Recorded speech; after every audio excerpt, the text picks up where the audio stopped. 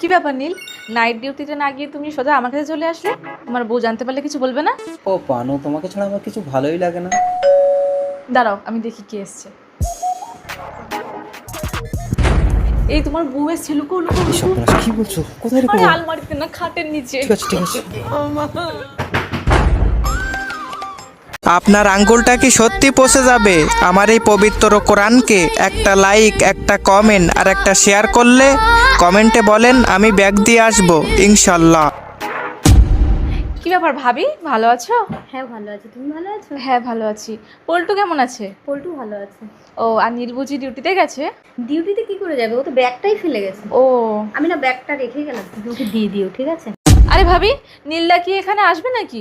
ও এখানেই আছে। তুমি কি করে জানলে? ও যে পারফিউমটা ইউজ করে না, এখানে সেই গন্ধটা আমি পাচ্ছি। তোমার এখানে আছে বলে খুব খুশি হলাম, তবে